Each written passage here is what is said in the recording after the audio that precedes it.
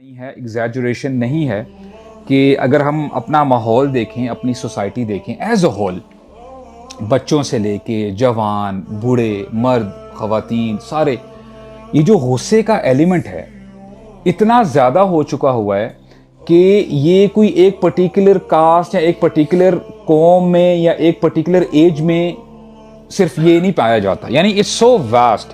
یعنی بچے سے لے کے، یعنی بچے the kind of content they are watching, جس قسم کے وہ کارٹونز دیکھ رہے ہوتے ہیں جو عجیب قسم کی اس میں جو ہے چیزوں کو وائلیٹ کیا جاتا ہے، خون خرابہ دکھایا جاتا ہے، مار دھاڑ دکھائی جاتی ہے، اور پھر اتنے ایڈکٹڈ ہو جاتے ہیں ہمارے بچے ان چیزوں کے، whether it is games, cartoons یا کوئی بھی جو چیزیں ہیں.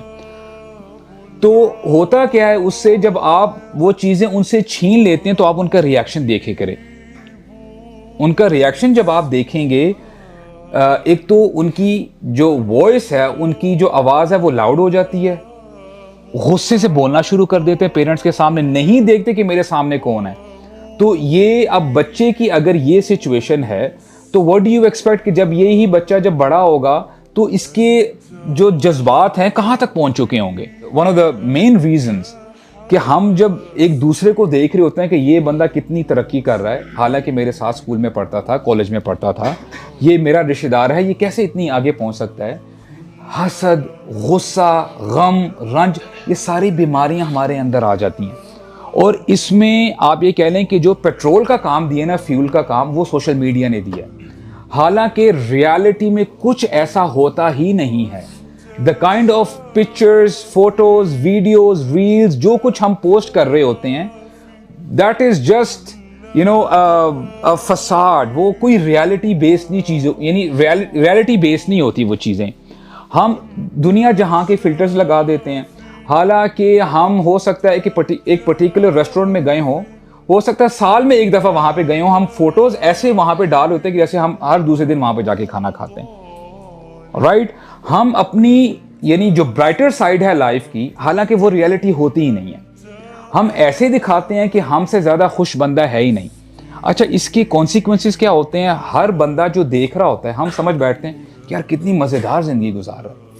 اور سیلیبریٹیز کے حوالے سے جب آپ اور میں جب دیکھ رہے ہوتے ہیں کہ they are driving big cars, big houses, اور ہم جب ان کے ایڈورٹس دیکھتے ہیں، لائف سٹائل دیکھتے ہیں، that is not for real guys.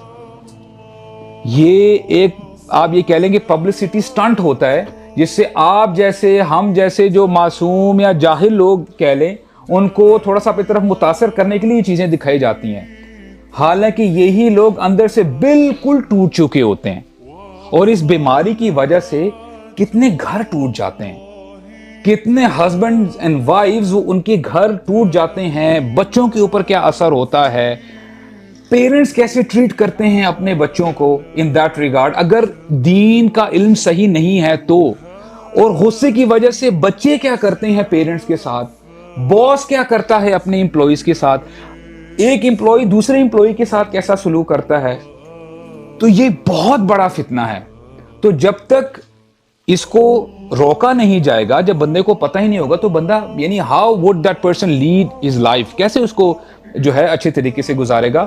اور ایک اور بات دیکھیں، میں ہمیشہ یہ بات کہا کرتا ہوں، سبحان اللہ و بحمدی، ہمارا دین اتنا زبردست ہے، کمال کا دین ہے. کوئی ایسی بیماری نہیں ہے اس دنیا میں، بلکہ تمام کائنات میں، مگر یہ کہ ہمارا دین اس کی سولوشن ہمیں دیتا ہے، اس کا حل ہمیں دیتا ہے. اس کا مطلب کیا ہے کہ دیکھیں، when you go to a doctor، اور امیجن کریں وہ اپنی فیلڈ کا کمال کا ڈاکٹر ہے. عموماً دنیا میں یہ دیکھا جاتا ہے کہ جو ڈاکٹر اپنی فیلڈ کا ٹاپ پہ ہو اور بڑا ایکسپرٹ ہو، اس کی فیس بھی اس حساب سے جو ہے زیادہ ہوتی ہے. isn't this the case؟ کہتا ہے میں اپنا ہنر ابھی تو میرے پیسے کمانے کا ٹائم آیا ہے، اتنے میں نے پیسے لگائے تھے، میں نے پڑھائی کی ہے، now I have to earn، I have to make my life better.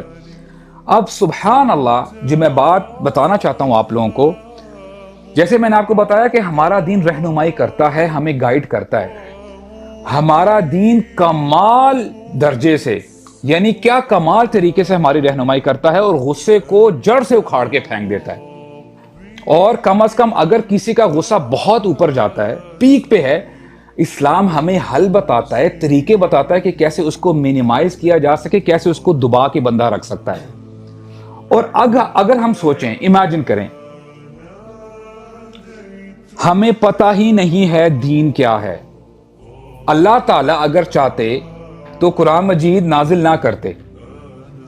اگر اللہ سبحانہ و تعالیٰ چاہتے تو انبیاء کو نہ بھیجتے. تو ہم کیا کر سکتے تھے؟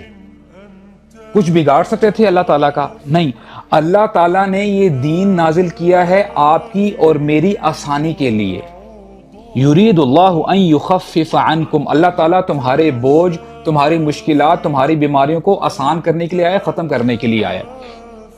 تو یہ اللہ تعالیٰ کی کتنی بڑی بلیسنگ ہے، کتنا کرم ہے، کتنی رحمتیں ہیں کہ اللہ تعالیٰ نے ہمیں اس دین سے نوازا ہے. And on top of that اللہ تعالیٰ نے ہمیں مسلمان بنایا ہے.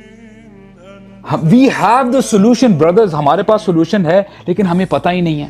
دیکھیں، ابھی تک آپ کو اگر نہیں پتا تھا کہ غصے پہ کیسے قابو پانا ہے، یور ایج از 20 perhaps 30 40 50، آپ جس مرضی سٹیج میں ہے، کوئی گھبرانے کی بات نہیں ہے.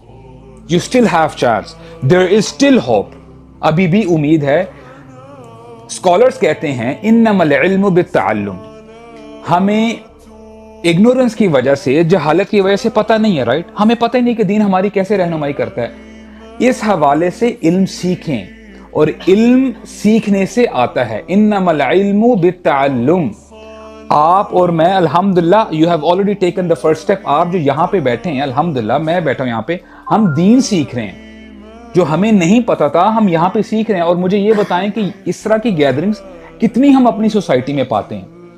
ہونا تو یہ چاہیے کہ ہر گھر میں اس طرح کی گیدرنگ ہونی چاہیے، تاکہ پتہ چلے یہ نور ہے. This is the light.